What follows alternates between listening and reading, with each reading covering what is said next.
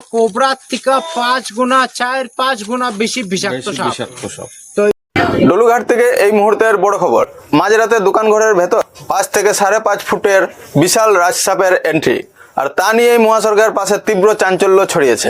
গতকাল রাতে ডলুঘাটের জাতীয় সড়কের পাশে নন্দু এস চৌধুরীর দোকানে আচমকাই ঢুকে পড়ে আস্ত একটি শঙ্খচূড় বা রাজসাপ।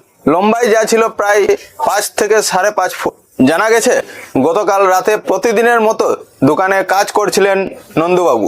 ঠিক তখনই তিনি দেখেন বিশাল এক সাপ দোকানের ভেতর ঢুকে পড়েছে। কোনো শব্দ না করে সাপটি গুটি গুটি পায়ে দোকানের দেওয়ালের সাইড দিয়ে ভেতরের দিকে এগিয়ে যেতে থাকে।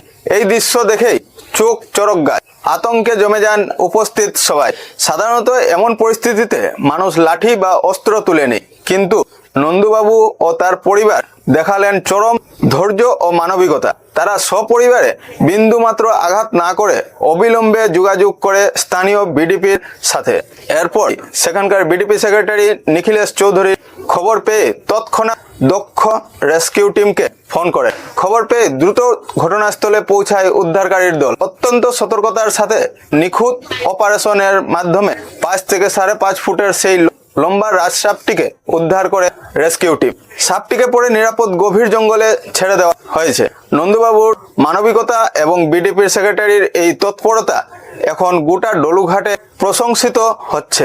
আতঙ্কিত না হয়ে সঠিক সময়ে সঠিক সিদ্ধান্ত কিভাবে একটি বন্যপ্রাণীর প্রাণ বাঁচাতে পারে ডলুঘাটের এই ঘটনা তারই বড় প্রমাণ।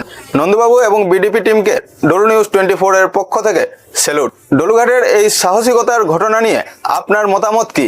কমেন্ট করে অবশ্যই আমাদের জানান। আমাদের এলাকার এইরকম সব টাটকা এবং ব্রেকিং খবরের আপডেট প্রতিনিয়ত পেতে আমাদের ফেসবুক পেজটি ফলো করুন এবং ইউটিউব চ্যানেলটি সাবস্ক্রাইব করে পাশের বেল আইকনটি টিপে রাখুন। ডলু নিউজ 24 সবসময় সবার আগে আপনার পাশে। ধন্যবাদ।